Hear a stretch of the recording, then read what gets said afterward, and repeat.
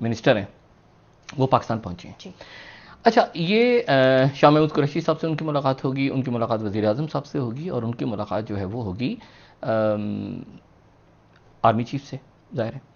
अच्छा, और ये मुशर्रफ साहब के दौर से ये स्टार्ट हुआ है पाकिस्तान और रशिया के दरमियान ताल्लुकात बेहतर होना।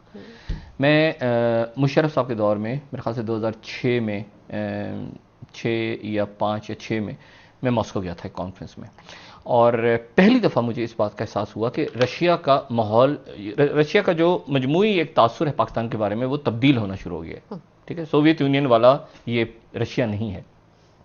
तो उस ज़माने से ये चलते चलते चलते चलते अब बहरहाल ताल्लुकात बहुत बेहतरी की तरफ हैं। तो उनके वज़ीर ख़ारजा पाकिस्तान, लेकिन वज़ीर ख़ारजा उनके जो हैं, ये बात बड़ी इंपॉर्टेंट है कि उनके वज़ीर ख़ारजा इंडिया से आ रहे हैं। जी जी जी। मैं ये अपना तासुर है मेरा, अभी तक इसके ऊपर ज़ाहिर है कोई तज़किया मैं ही दे रहा हूँ इसके ऊपर, बाकी तो अभी तक इसके ऊपर बात नहीं हुई। अभी ख़त्म हुआ उनका, आज ही ख़त्म हुआ दौरा, और यहाँ पे पहुँचे। उनका दौरा इंडिया का कामयाब नहीं रहा। उनका इंडिया का दौरा कामयाब नहीं रहा।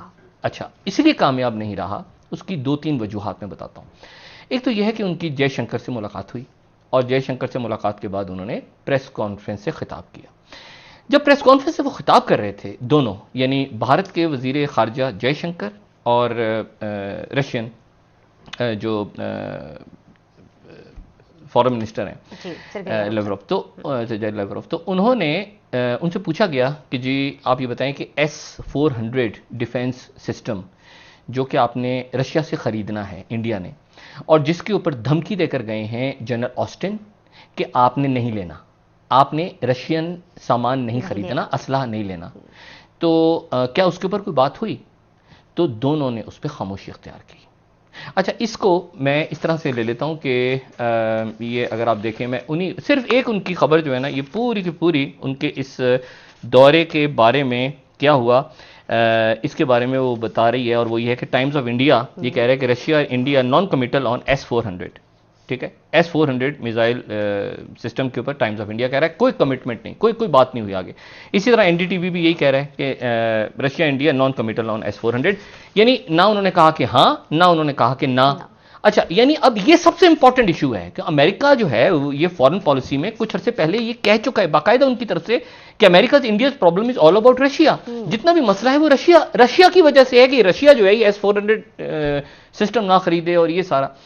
और आज ही मैं आपको ये बताऊं, आज इत्तेफाक से क्या हुआ कि इधर से पहुंचे लेवरोव पहुंचे हुए थे, जॉन कैरी भी इंडिया में है। अच्छा, जॉन कैरी कौन? जॉन कैरी जो कि बाइडेन इंतजामिया के सेक्रेटरी खारिजा, ठीक है, और वो क्या है इस वक्त? वो हैं बाइडेन के क्लाइमेट के सेक्रेटरी, और वो 3 दिन के लिए इंडिया में। तो वहां पर उनकी और रूसी वजीर खारजा की मुलाकात हो गई, उनका आमना सामना भी हो गया, उनकी तस्वीरें वगैरह भी आ गई। वो पता नहीं हमारी टीम ने बनाई है कि नहीं, लेकिन वो फिर उनकी मीडिया ने भी मेरे ख्याल से उनको कोट किया, उनकी दोनों की तस्वीरें। और वो तस्वीरें बड़ी इंटरेस्टिंग हैं। वो तस्वीरें इसलिए कि अगर कहीं पे वो हो कि वो क्लाइमेट के ऊपर उनकी दोनों की मुलाकात हुई। अच्छा, बारह हमारी प्रोडक्शन टीम इनसे निकाल लेगी, लेकिन हुआ ये कि इन दोनों की मुलाकात होगी, जॉन कैरी की और लेवरोव की। ये देखें हिंदुस्तान टाइम्स, ठीक है ना, ये John Kerry meet in India. अच्छा, ये इंडिया में इनकी मुलाकात हो गई। एक जॉन कैरी जो है, यानी जॉन कैरी, बाइडेन ने थोड़े दिन पहले आपको बताया पुतिन को कहा किलर, ये कातिल है, ये कातिल है, और इसने हम इसको छोड़ेंगे नहीं, थोड़े दिनों में बड़े सख्त एक्शन लेंगे। तो इत्तेफाक से दोनों की मुलाकात हो गई, बॉडी लैंग्वेज दोनों की बड़ी अजीब सी। अच्छा, और जॉन कैरी जो है, इनका बता दूं, ये यूएई में 5 दिन गुजार के आ रहे हैं, मुत्तहिदा अरब अमारात से। ये फिर पहुंचे इंडिया से जाएंगे बांग्लादेश, और ये जाके वो जो 40 ममालिक की समिट हो रही है क्लाइमेट के ऊपर, जिसमें पाकिस्तान जिसमें हिस्सा नहीं ले रहा, जिसमें इमरान खान साहब ने इतराज भी किया है, उसकी ये तैयारी के लिए जॉन कैरी जो है वो इंडिया से बांग्लादेश जाएंगे। अच्छा, अब जनाब एक तो बात ये होगी, दूसरी बात ये है कि ये इंडिया में एक और अफसोसनाक वाकया पेश आया है, बड़ा वाकया पेश आया है, और वो वाकया ये है कि उनकी एक आप समझें कि एक बड़ी रियासत है, और उनकी बड़ी रियासत जो है, उस रियासत में जिसको हम छत्तीसगढ़ कह सकते हैं, ठीक है, अगर मैं उसकी प्रोनाउंसिएशन सही कह रहा हूँ, और छत्तीसगढ़ के अंदर जो है वो नेक्सलाइट्स हैं। अच्छा, नेक्सलाइट्स जो हैं बुनियादी तौर पे एक आप समझें कि एक अलहदगी पसंद एक गुरिल्ला तंजीम है। अच्छा, उन्होंने 22 सिक्योरिटी एहलकारों को मार दिया है। अच्छा, इसको, और ये इतनी बड़ी खबर है कि अगर हम इसको इंटरनेशनल मीडिया पे भी जाके देखें तो हमारी टीम दिखा सकती है। CNN इसको रिपोर्ट कर रहा है, at least 22 Indian security personal killed in clash with Maoist insurgents. और फिर उसके बाद अल जजीरा इसको रिपोर्ट कर रहा है, फिर इसको न्यूयॉर्क टाइम्स इसको बता रहा है कि Maoist insurgents killed 23 Indian forces in ambush. फिर तो तकरीबन सारी दुनिया के अंदर ये खबर जो है ये एक मेन खबर है। अच्छा, अब हुआ क्या है, अब ये बहुत बड़ी खबर है कि क्या हुआ क्या है अचानक। ये छत्तीसगढ़ के अंदर उनके लोगों ने, ये इनकी एक वस्ती सेंट्रल इंडिया की रियासत है और वहां पे ये वाकया पेश हुआ है। अभी कौन लोग हैं जिन्होंने मारा है? ये कश्मीरी तो नहीं है, ये कौन से लोग हैं? ये समझना, इस लम्हे पे समझना बड़ा जरूरी है। ये वो लोग हैं जो माओइस्ट हैं, यानी ये चेयरमैन माओ को अपना हीरो समझते हैं, चेयरमैन माओ चाइना वाले। और ये कम्युनिस्ट पार्टी ऑफ इंडिया में जाहिर है बहुत सारी जमातें क्या में पाकिस्तान या क्या में भारत से पहले बनी थी, जो मुस्लिम लीग भी थी, उसमें कांग्रेस भी थी। कम्युनिस्ट पार्टी 1924 में बन गई थी इंडिया में। और जो कम्युनिस्ट पार्टी 1924 में बनी थी, तो 1924 में वो बनी, फिर उसके बाद 48 में उसको बैन कर दिया गया, फिर उसके बाद वो उसके लोग जेल में चले गए कई सालों के लिए, फिर उसके बाद 64 में वो दोबारा सामने आई, फिर उसके बाद उसके धड़े बन गए। फिर वो उनका एक गांव था जिसको जो कि नक्सलबारी के नाम से गालिबन गांव का नाम है। तो वहाँ पे 67 के अंदर किसानों वगैरह पे फायरिंग हुई। तो उसके नतीजे में क्या हुआ कि कम्युनिस्ट पार्टी का एक धड़ा जो था वो उसने मुसल्लह गिरोह बन गया, मुसल्लह गिरोह का उसने बन गया, और उन्होंने अपने हथियार वगैरह हाथों में उठा लिए।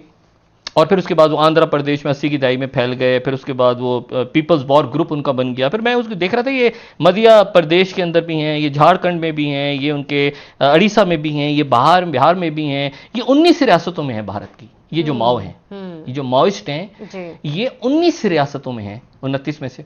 और ये कुछ 640 जिले हैं इंडिया के, उसमें से 200 जिलों के अंदर इनकी मौजूदगी है। इनके पास वेपन्स हैं, इनके पास जदीद तरीन कम्युनिकेशन निज़ाम है, इनके पास बहुत कुछ है। और ये जो है ये लेनिन से मुतासिर हैं। कौन सा लेनिन? जो कि इनकलाब लेकर आया था रूस का, ठीक है। ये अपने आप को माओइस्ट कहते हैं, लेकिन ये लेनिन से ज़्यादा मुतासिर हैं। और ये लेनिन की थ्योरी के मुताबिक जो है ये वही लेनिन जो फर्स्ट वर्ल्ड वॉर के बाद इनकलाब रूस आया और उसके बाद ज़ार रूस को मार दिया, निकोलस को, और वो पूरी हम किस्सा कई दफ़ा बयान कर चुके हैं। लेकिन बहरहाल वही लेनिन जिसने रूस को फिर सोवियत यूनियन बना दिया था 1922 और 24 के दरमियान। तो रशिया जो है वो सोवियत यूनियन बन गया। तो ये लेनिन से मुतासिर है। अब हुआ क्या है? हुआ ये है कि ये कम्युनिस्ट पार्टी ऑफ इंडिया का एक ग्रुप जो माओइस्ट है, उसने 22-23 लोग मार दिए। अच्छा, ये मुसलमान नहीं है, ये मुसलमान नहीं है, ये ध्यान में रखें।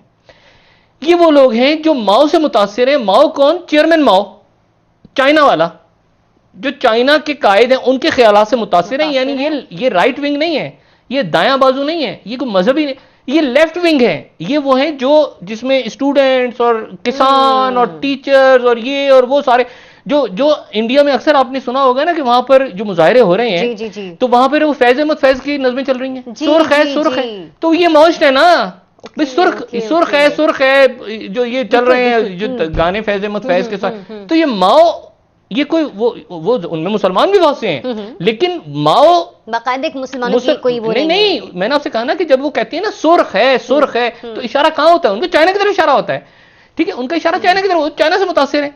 और बल्कि मैं आपको ये बताऊं कि उनका एक मेरा ख्याल से वो जिसमें एक इल्ज़ाम उनके एक फॉर्मर रॉ के उनके बड़े सीनियर ऑफिसर हैं, उन्होंने कुछ अर्से पहले एक बाकायदा पेपर लिखा था। अगर वो पेपर मेरे ख्याल उसकी स्लाइड शायद नहीं बनी, लेकिन उस पेपर में उन्होंने बाकायदा क्लेम किया था कि ये जो माओइस्ट हैं, इनको चाइना, ये चाइना की प्रॉक्सी हैं। अच्छा। ये चाइना के स्मॉल वॉरियर्स हैं और चाइना की स्मॉल प्रॉक्सी है। ये इंडियन डिफेंस रिव्यू में, हाँ, ये इंडियन डिफेंस रिव्यू में छपा के ये प्रॉक्सी हैं। अच्छा, चाइना बड़ा सख्त इसके ऊपर, चाइना ने खामोशी अख्तियार की, उन्होंने कोई बात ही नहीं की, उन्होंने खामोशी अख्तियार की, वो ज्यादा नहीं बोले।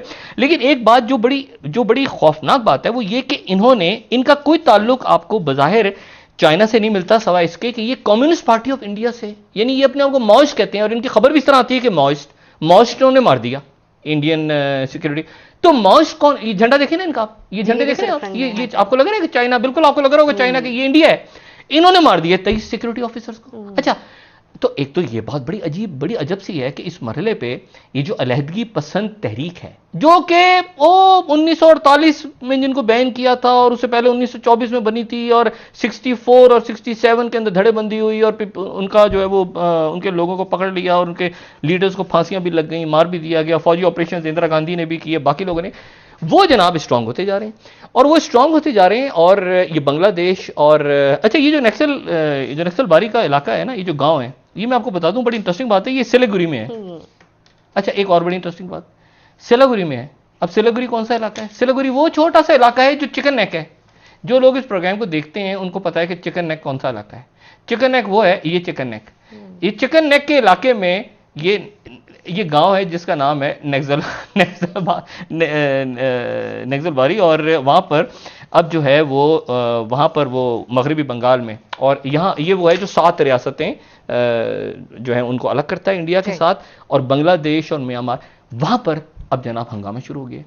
और ये हंगामा उस वक्त हो रहा है जब रशिया, चाइना इंडिया से खिंचाव है, म्यांमार के अंदर बगावत है, ये मुसलमान नहीं है, मुसलमान इसमें हो सकते हैं, हो सकता है बहुत सारे मुसलमान भी हो, वो माओ से, लेकिन वो माओइस्ट हैं। वो कहते हैं जो चाइना का चेयरमैन है वो हमारा चेयरमैन, उनका नारा बड़ा इंटरेस्टिंग है, वो कहते हैं जो चाइना का चेयरमैन है वो हमारा चेयरमैन है। अब वो, और ये कोई नई तहरीक भी नहीं कि अभी बनाया जाए, वो एक्टिव होकर उन्होंने इतने सारे बंदे मार दिए। और उसके साथ ही जनाब शहजादा हमजा जो हैं उन्होंने अपने भाई के हाथ पे बैत कर ली अचानक। उनके चचा, वो चचा जो 1965 से लेके जो है वो 1999 तक वली अहद रहे थे, हसन बिन तलाल, जिनकी शादी पाकिस्तानी खातून सरवत से हुई थी, उन्होंने बीच में इंटरवीन किया है। और उसके बाद जो शहजादा हमजा हैं उन्होंने कहा है कि हमारा इनसे, मैं अपने भाई के हाथ पे बैत करता हूं। लेकिन इस कहानी में एक नया ट्विस्ट आ गया। अच्छा इन सारी, अब मैं आपको बताऊंगा इन चीजों का पाकिस्तान से क्या ताल्लुक बनता है। ये हर वाकया जो हो रहा है ना, दाएं बाएं आगे पीछे, ये पाकिस्तान से इसका ताल्लुक है। ठीक है, एक ब्रेक की जानी ब्रेक लेते हैं। ब्रेक से वापस आते तो डॉक्टर साहब की इसी बात को कंटिन्यू करेंगे और साथ ही साथ ये भी जिक्र करेंगे कि जो शैला रज़ा साहिबा ने ट्वीट की है उसके पीछे कितनी सदाकत है।